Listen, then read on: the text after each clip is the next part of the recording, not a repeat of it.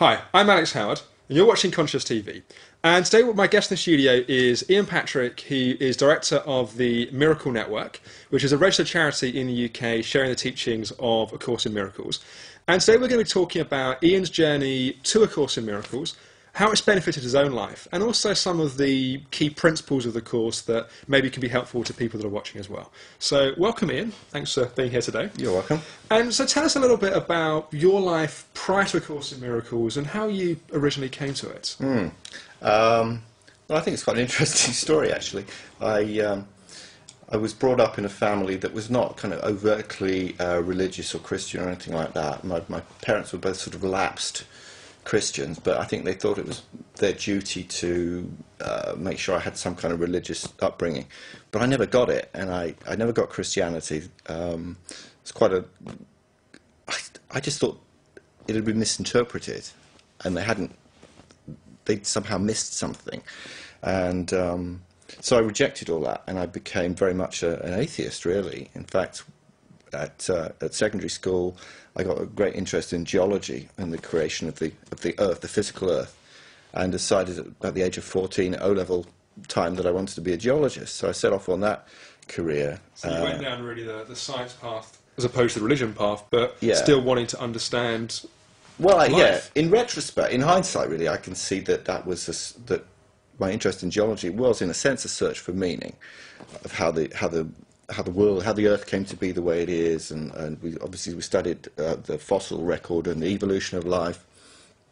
So I thought, well, this is the way the planet is. This is the way life is. This is the reason I'm here, because of this, evolutionary path that the planet had been on, and that seemed to explain everything. And I thought, well, when I die, that's it. My body will rot in the ground, and end of story. So fairly standard Western yeah, view of the world, with religion being rejected. Yeah, but I see that now, that my meaning is coming from a spiritual dimension. And I see that's actually the same. It was the same search very early on. I was just looking in the wrong direction. I was looking kind of out there in the world, rather than, I go like that up to God, or within my mind, within my soul. So you're on this path and you studied geology. Where does your life go with that? Well, from university I went to work in the oil industry, which is a big employee of geologists in those days. We're talking 25 years ago. And so I had a 20-year career in the oil industry, earning lots of money and doing lots of travel all around the world and having a pretty good lifestyle. I bought the flat in central London where I now live at the age of 25, and I had a car, and seemingly every night there were parties and lots of fun and lots of drinking, and but after some time of I don't know, a couple of years of that or something, I began to feel the emptiness of that kind of life. It didn't seem to have a purpose. Well, it's interesting that you got to a point where it sounds like you had what you thought you wanted and what you believed would make you happy. And I think it's quite interesting people actually reach that point, because I think quite a lot of people spend their lives thinking, when I get there, then I'll be happy. But in some ways you were fortunate enough to get to that point fairly young, that you were then able to go, well, actually maybe this isn't everything that I want it to be. Yeah, exactly. It's what society told me that I ought to have, and and they just felt like there had to be something more. How it was just empty. I had everything. I was full. My life was full, I would say, and yet it felt empty.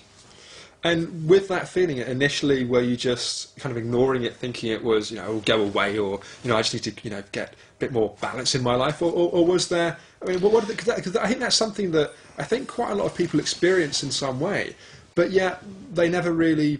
They either try and ignore it, or they just try to get caught up in life. And I'm curious as to how that feeling then turned into actually the beginnings of some action that we'll come to in a little bit.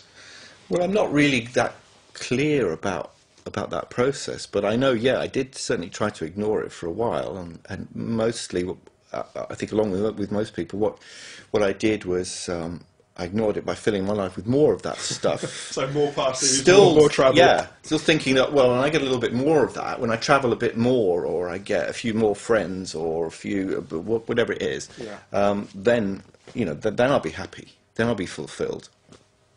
When I get my new TV set, or a new car, or something. And of course, you know, these things are great for about 5 minutes or something, and then the emptiness kind of comes back again. Well, they never fail to disappoint. Yeah, well, it's interesting how we live in a culture where people exactly think that. They think, if I get more, then I'll be happy. But of course, it's in some ways a bottomless hole that they're trying to fill in that way. Yeah. So, well, as a friend of mine says, it's like trying to fill the Grand Canyon with a shovel. You know, it's never going to do it. Yeah, it's very good. It's never going to be enough. So I'd lived with this feeling of like there must be something else for quite a while. But I think the first time I actually vocalised it was with a friend of mine. We were walking through St James's Park in London one lunchtime, I think, and I just vocalised those thoughts. You know, there must be something else. Why do we do this? What's the point of it all? And he said, oh, so-and-so in the office has just done this course, and he was really raving about it, and it seemed to really help him. And he didn't know anything more about it. He didn't know what the course was, or what they were taught, or anything. But I just decided in that moment I wanted to do this course.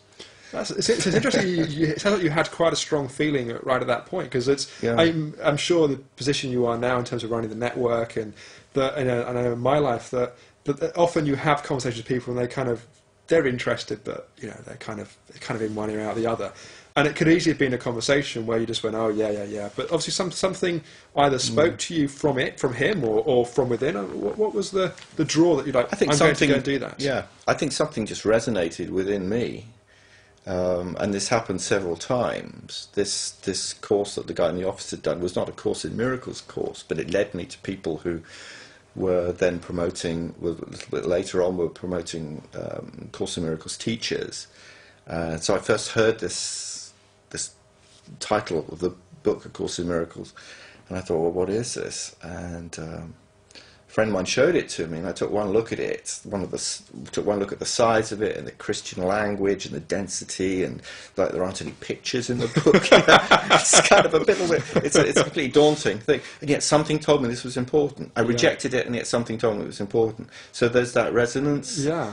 I'm curious also, as you were kind of sitting there in the workshop, because you know I know that for me, when I kind of first started doing kind of work on myself and going to workshops, so I just kind of sit there and think, oh my God, these weird people around me, and you know, it turns out you had at that point a career in the oil industry, and you had a certain model of the world of how you were doing things, and suddenly here you were on this workshop talking about this completely different way of looking at things. What was that like? Those early kind of days when you were kind of beginning to be exposed to some of these ideas?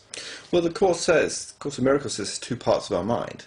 There's the part of our mind that's in tune with reality, with spirit, and then there's the rational ego mind that's very much fixated on the world. So I was very much aware of the two parts of my mind. That my ego mind was saying, this is insane, these people are nuts, this is a cult, all kinds of stuff like that. And yet that the other part of my mind that was connected with spirit, with truth, although it actually wasn't a spiritual course, this first one that I did, but again something was just telling me this was important, this is going to be a turning point.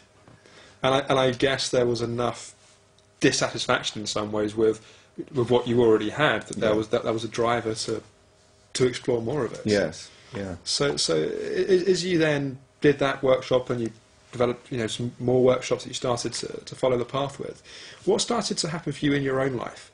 You know, that you kind of said how you were dissatisfied before. How did that start to change?